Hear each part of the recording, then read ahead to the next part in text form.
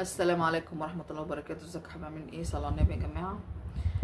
واحدة بعتالي بتقول ان هي مخطوبة لسه جديد، واهل خطيبها عزموها هي ومامتها واهلها، يعني بيتهم، يعني باخواتها وكده. فبتقول رحنا فعلا، فانا ماما كانت عمالة تنبه عليا قبل ما نمشي: اصلك معلش هتتكلمي عدل، احنا اول مرة نخش بيتهم، لو اخواته حطوا اكل ولا حاجة قومي هاتي معاهم وشيلي معاهم، وفي حدود الايه اللايق كده، عشان يعرفوا ان انتي مش بلطة ولا حاجة.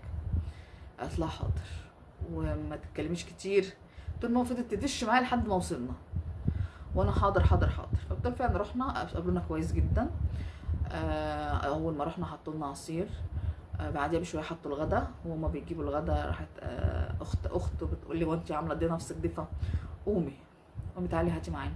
فعلا جبنا الاكل وبنشيل الاكل، وانا في المطبخ راحت قالت لي: خدي بقى اغسلي المواعين عشان تتعودي، عشان بعد كده انت هتخدمينا.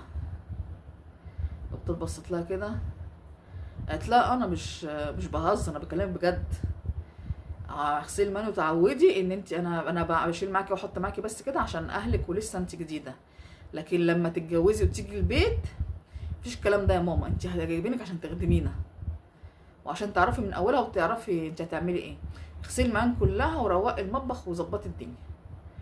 قلت لها، بصيت لها كده: طب يعني امشي ولا ما اعملش، ولا هتقول عليا انا مش عايزه اعمل؟ بس اسلوبها ضايقني. المهم ايه، بتقول له: افتح غسلت المواعين وحتى هدومي اتبلت. راح خطيبي جاي قال لي: اللي انت بتعمليه ده سيبي اللي في ايدك واطلعي. قلت له: لا ما ينفعش. قال لها: بقولك سيبي اللي في ايدك واطلعي. وقعد انت بتعملي كده ليه؟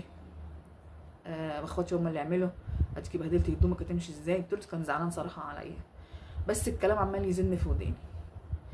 فبعد ما روحت ماما بتقول لي: وانت كنت قلبه بوزك ليه؟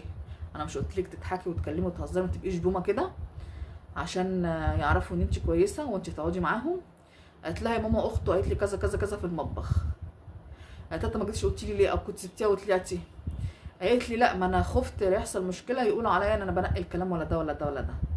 قالت لها: خدامه اللي فيهم واللي مكفيهم، وانا صارفه عليكي وجامعه غير الجهاز اللي هجيبهولك عشان خدامه؟ طب ما خدمه بخدمه ما تقعدي تخدميني انا وابوكي اولى واخواتك. خدامه اللي فيهم واللي مكفيهم، ده انت احسن واحده فيهم، ده هما مش متعلمين وجهله. ازاي تقولي كده؟ تقول راحت رافعه سماعه التليفون لخطيبي: ازاي يوم اختك تقول كذا كذا كذا لبنتي؟ عموما ربنا ما بيعملش حاجه وحشه، وكده نيتكم بانت من قبل ما نتجوز. عموما يا بنتي انا ما عنديش خدامين لحد،